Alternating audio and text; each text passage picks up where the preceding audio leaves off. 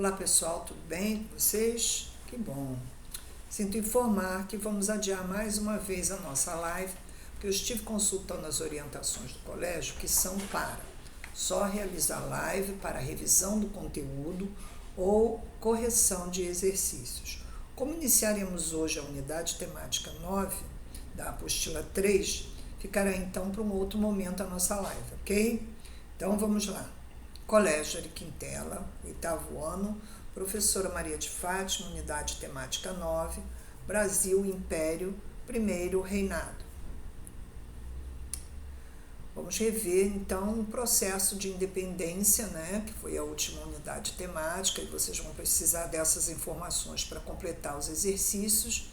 Então acompanhe o esquema a seguir com alguns acontecimentos que contribuíram para o processo da independência do Brasil. Bom, a vinda da família real ao Brasil em 1808, a assinatura do Tratado de Comércio e Navegação e Aliança e Amizade com a Inglaterra em 1810, através de D. João, a realização de benfeitorias no Rio de Janeiro, como nós vimos, Banco do Brasil, Jardim Botânico, quantas coisas que foram modificadas aqui no Rio de Janeiro para adaptar a cidade à corte.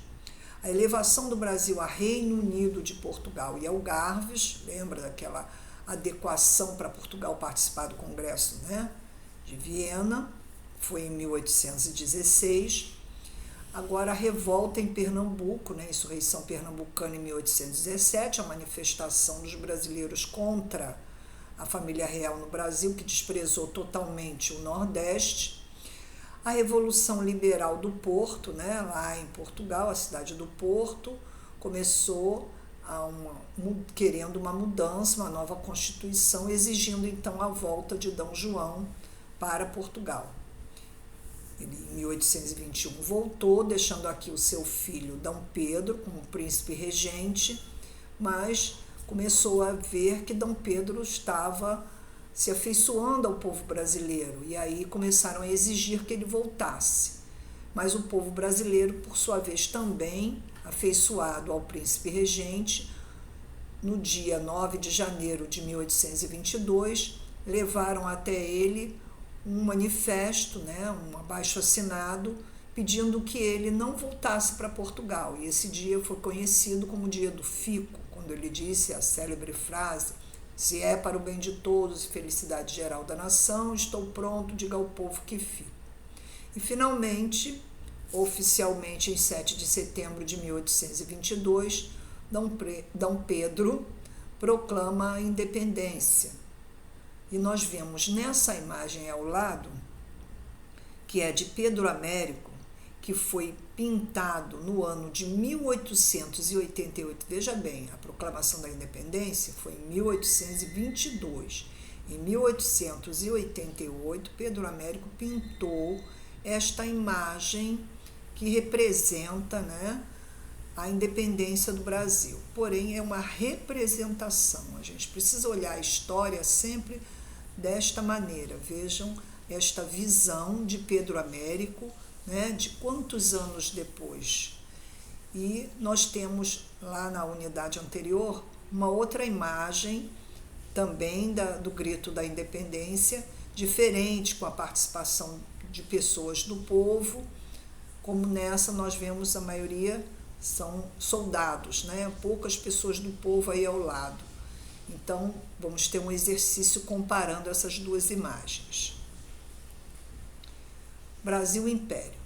O período imperial brasileiro iniciou em 1822 com a proclamação da independência por D. Pedro I, ele foi coroado então o primeiro imperador do Brasil, e esse período imperial brasileiro estendeu-se até 1889, ano em que a República foi instaurada no país. O Brasil imperial é dividido historicamente em 3 momentos. Então, até a proclamação da República, o Brasil era império, era monárquico, E esse período é dividido em 3 momentos distintos. O primeiro reinado, quando D. Pedro era o governante, que foi desde a proclamação da independência até 1831, quando ele abdica, ou seja, abre mão do seu cargo de imperador do Brasil e volta para Portugal em 1831.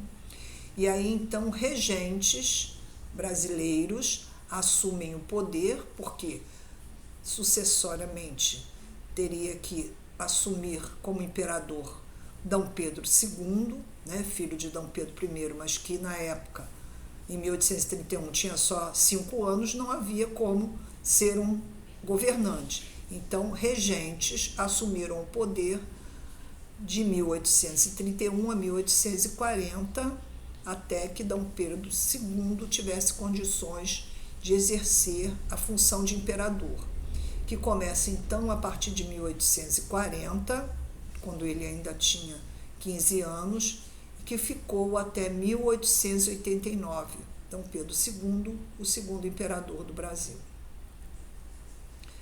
A política e economia. Após a declaração da independência ocorrida em 7 de setembro de 1822, D. Pedro I tomou algumas ações para consolidar o seu projeto de transformar a ex-colônia em um grande império.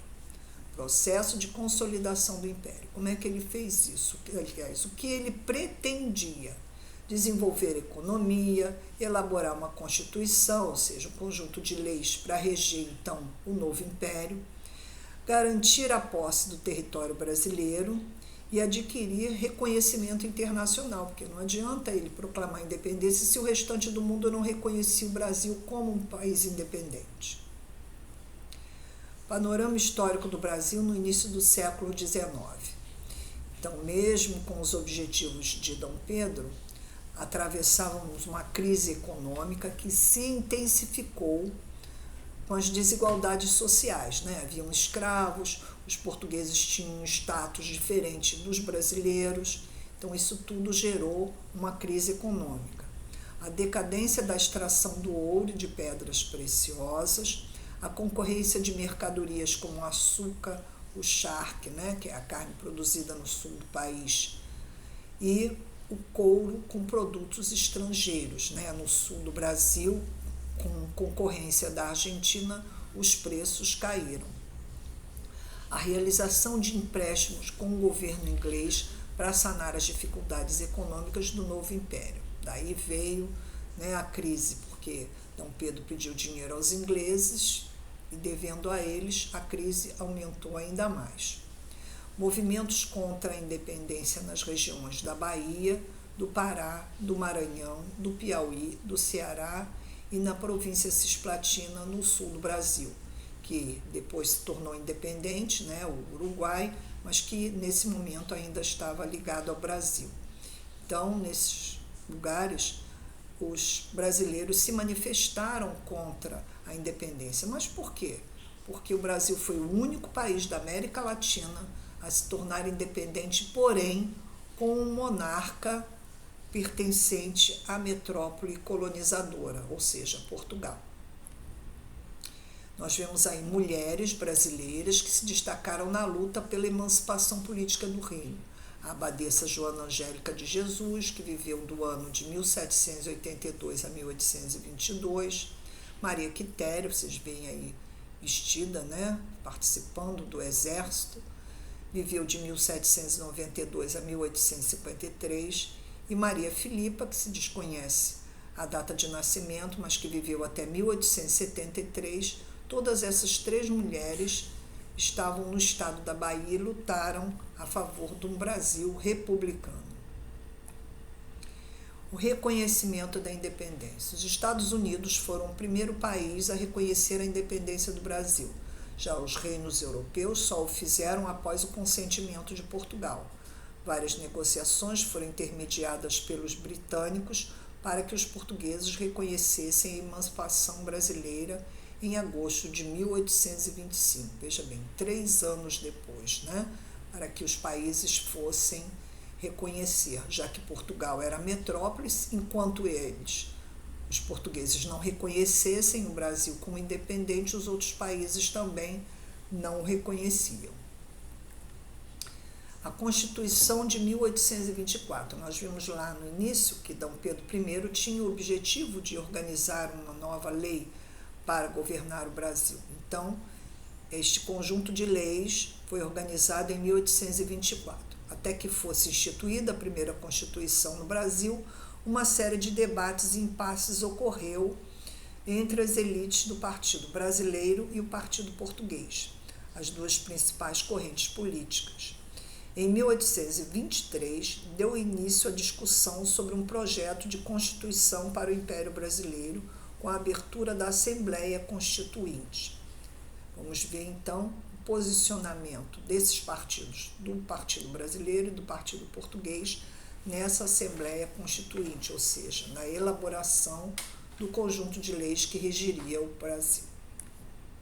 O Partido Brasileiro tinha características liberais, ligados à Revolução Francesa, defendia a supremacia do poder legislativo sobre o executivo, dos parlamentares sobre o governante, e defendia a autonomia das províncias que são hoje os estados, Agora, o Partido Português tinha características conservadoras, é claro que eles queriam manter o poder que já tinham. Defendia um governo centralizado na figura de Dom Pedro I, que era um monarca, defendia amplos poderes para o imperador. E em 1823, para colocar fim nos desacordos entre o Partido Português e o brasileiro, Dom Pedro I, de forma autoritária, fechou a Assembleia e encomendou uma Constituição baseada em leis portuguesas. Como os senadores se negaram a deixar o local, o edifício foi cercado pelas tropas imperiais, acontecimento que ficou conhecido como Noite da Agonia. Com isso, a primeira Constituição do Brasil foi outorgada em 25 de março de 1824, ou seja, foi imposta, não foi votada, escolhida. Características da Constituição de 1824. A criação dos poderes legislativo, executivo, judiciário e moderador. Este, ou seja, o poder moderador, determinava a supremacia do imperador, que poderia vetar as decisões das outras instâncias, ou seja, o imperador poderia intervir no que ficasse decidido pelos parlamentares ou juízes, por exemplo. A divisão do Brasil em 18 províncias, com presidentes nomeados pelo imperador. Garantia o direito de posse das propriedades e dos escravizados adquiridos antes da independência.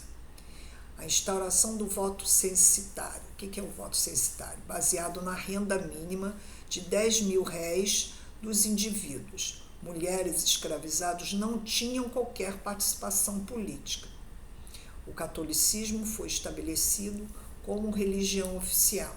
Foi instituída a liberdade de crença, desde que não fosse praticada em locais públicos.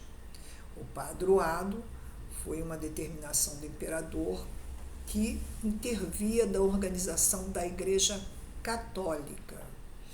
Então, essas são as características principais da Constituição de 1824, e na próxima aula nós vamos ver quais as consequências desta determinação do imperador. Nós vemos na imagem o retrato de Dom Pedro I, com um livro sobre um papel, que são as leis escritas na Constituição.